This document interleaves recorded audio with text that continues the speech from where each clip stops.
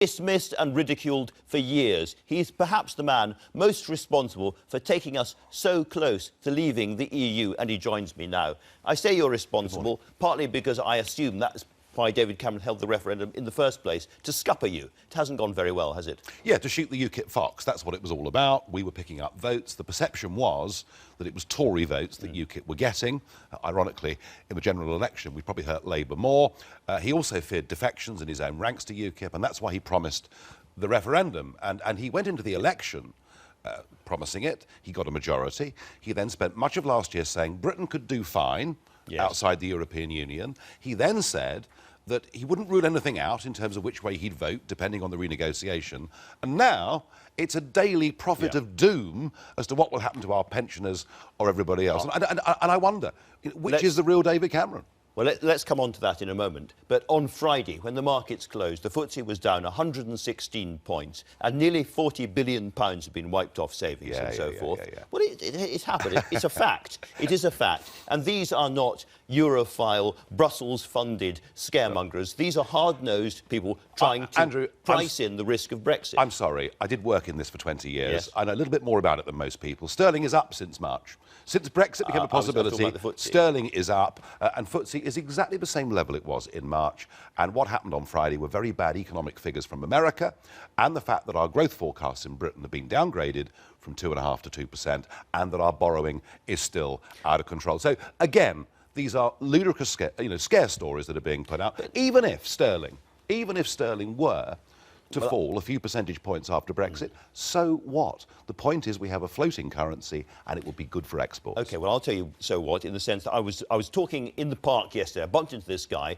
and he said, what do you think is going to happen? We had a conversation and he said, almost all my friends and family are voting to leave. But I can't because I have investments and pensions and I'm really worried about what's going to happen. And he looks at the Treasury forecasts and the IFS and that's why he's worried. Well, and I do understand that these relentless scare tactics, Project Fear, now it's Project Threat with our pensioners today. I do understand that some people have been scared, but let me just say this. Firstly, the IFS, this great independent god of economic forecasting, who funds it?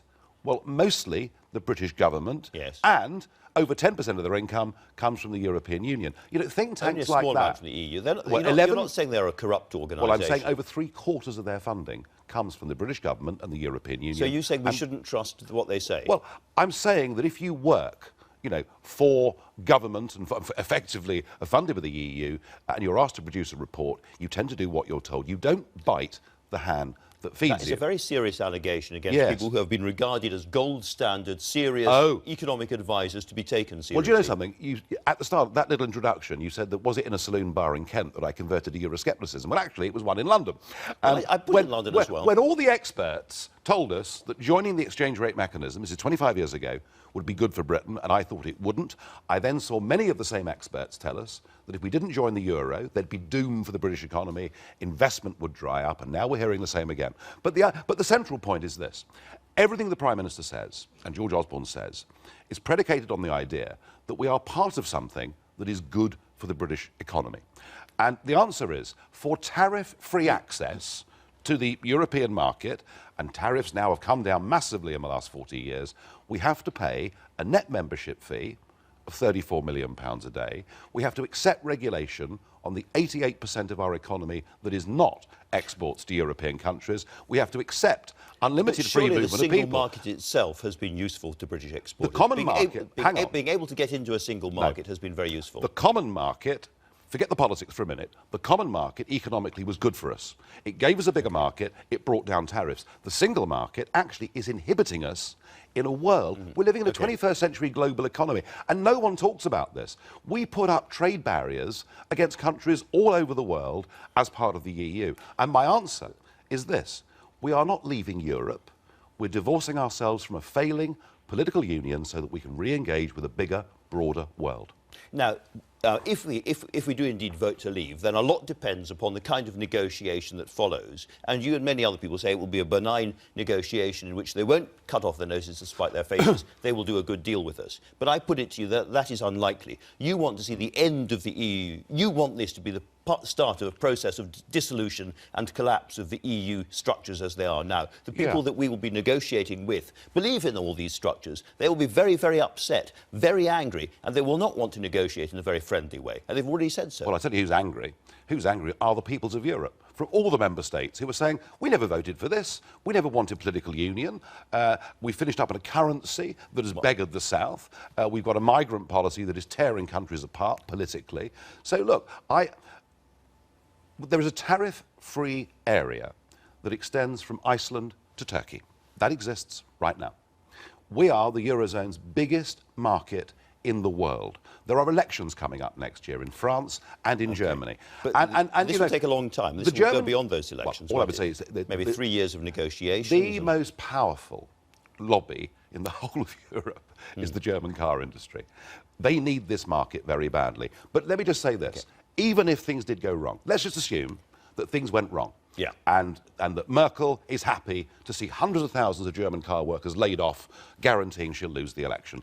Even in that scenario, the benefit that we join for, namely tariff-free access, that is now outweighed by our net membership fee alone. So the worst-case scenario, economically, is better than where we are today and gives us the chance to start thinking globally and, by the way, bringing prices down for consumers.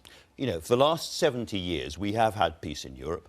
We've had a much longer history, which I know you know as well, where every single time there's been trouble in Europe, we have had to get involved and spend our blood and our treasure. Are you absolutely sure that the collapse of the EU is not going to be angry and difficult, divisive, and cause us more problems than where we are at the moment? If we hadn't been independent, if we had been part of a greater Europe, we wouldn't have been able to intervene in the last 2 wars and to try and put democracy and independence of nations back on the map. A Europe of peace. That's a debating point, if I may say so, rather than a an Europe answer to my of peace. question. A Europe of peace. Look at Europe's role in the breakup of Yugoslavia.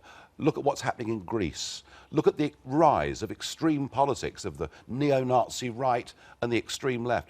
This is not a happy Europe. This is not a Europe that's going in the right place. And the answer for peace, firstly, is that NATO, an example of countries cooperating together, is what maintained the peace. And provided that Europe is democratic, it will never go to war. Let's talk about immigration, if we may, because I'm slightly confused about your position. You told Andrew Neil that you wanted to return to the old norm, as it were, of immigration in the 50s, 60s, 70s and so forth. And that was around 30 to 40,000 a year. Is that a fair figure? Absolutely. I mean, that's pretty much, for 60 years after the war, that's pretty much what net migration was. OK, net migration from outside the EU, as you know, is 188,000 at the moment. So if we vote to leave, you also want a serious cut in migration from the rest of the world. I mean, this government is not handling immigration from outside the EU very well. And I mean, the very fact... But you want less of it. Well, hang on. The very fact that last year 20,000 illegal immigrants were given permanent leave to remain, is it any wonder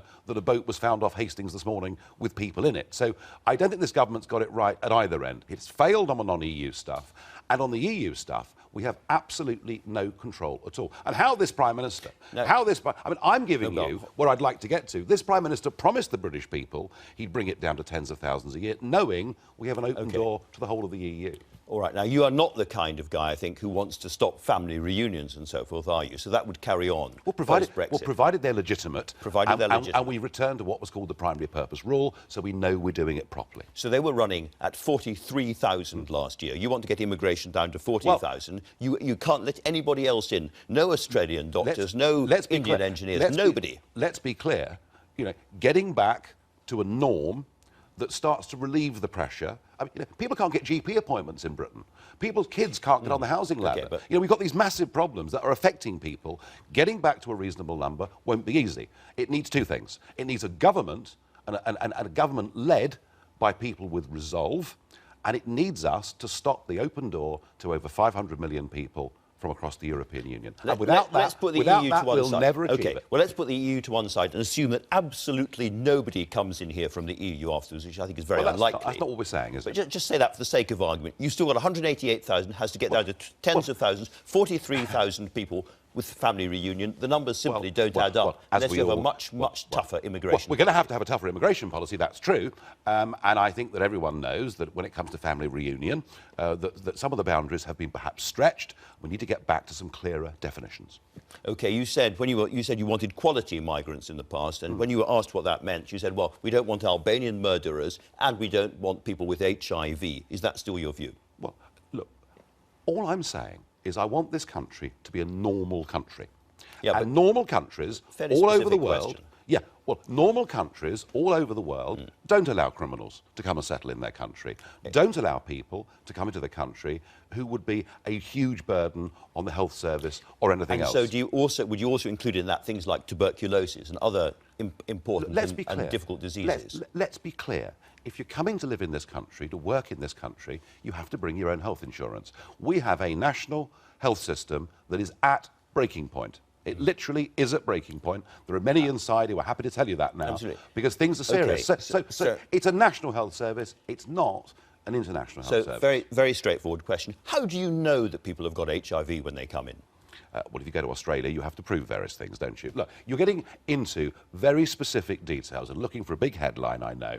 But, I wouldn't mind a big headline. Well, I know that. But what I'm saying is, look, the way Australia does it, it's very simple. You've got to be under 45, you've got to have a trade or skill, you've got to have some money, no criminal record, and bring your own health insurance. Doesn't that sound like a good, sensible way for immigration to become a positive part of British debate and not a negative? What about all those British businesses, care homes, hospitals, restaurants, coffee shops and all the rest of it, who are relying at the moment on not very highly skilled, not very highly paid people coming in from the EU? What happens to them? Do they go under? It's very interesting. I mean, of the new jobs that were created in the UK last year, roughly 450,000 new jobs, over 70% of them went to people that weren't British. Now, there are 1.7 million unemployed Brits at the moment. Maybe they're all lazy. Maybe they're all useless. Maybe they're all drunk permanently, but I don't think so. I think actually what's happening is that big companies are choosing foreign labour over British labour. Yes. OK, just going back to the HIV thing, you didn't really answer my question, which is whether you still believed in that, whether you still think that people with HIV should not be allowed into this country.